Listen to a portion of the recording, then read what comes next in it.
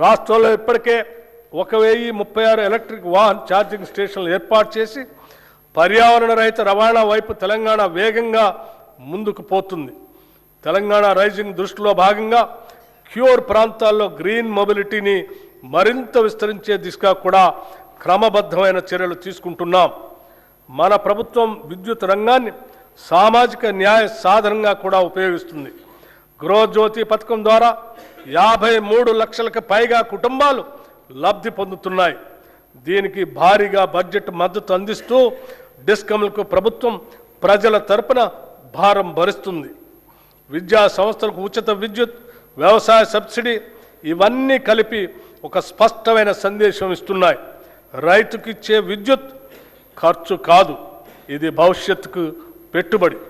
రైతు డిస్కమ్ ఏర్పాటు ద్వారా వ్యవసాయానికి మరింత కేంద్రీకృత మరియు నాణ్యమైన సేవలు అందించే దిశగా ముందుకు సాగుతున్నాం.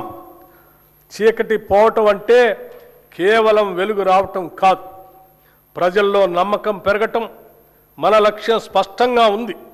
ప్రతి ఇంటికి విద్యుత్, ప్రతి రైతుకి భరోసా, ప్రతి పరిశ్రమకు శక్తి, ప్రతి పౌరునికి నాణ్యమైన సేవ. విద్యుత్ సరఫరా చేయటం మన బాధ్యత. భవిష్యత్ తెలంగాణను శక్తివంతం చేయటం మన సంకల్పం. ఈ బడ్జెట్లో విద్యుత్ శాఖకు 21,285 కోట్ల రూపాయలు ప్రతిపాదిస్తున్నాం. మహాత్మా జ్యోతిరావు పూలే గారు చెప్పినట్లు చదువు లేకపోతే జ్ఞానం రాదు, జ్ఞానం లేకపోతే నైతిక విలువలు ఉండవు, నైతిక విలువలు లేకపోతే అభివృద్ధి సాధ్యం కాదు. సమాజంలోని అట్టడుగు వర్గాలకు చదువు ఒక్కటే ఉంటే ఇవన్నీ లభిస్తాయి. నిజమైన విద్య సాధికారతనిస్తుంది. యంగ్ ఇండియా ఇంటిగ్రేటెడ్ రెసిడెన్షియల్ పాఠశాల ఏ దేశ భవిష్యత్తు అయినా విద్యతోనే నిర్మితమవుతుంది. ఈ సత్యాన్ని గుర్తించిన ప్రభుత్వం విద్యారంగంలో చారిత్రాత్మక మార్పులు తీసుకొచ్చే దిశగా అడుగులు వేస్తుంది.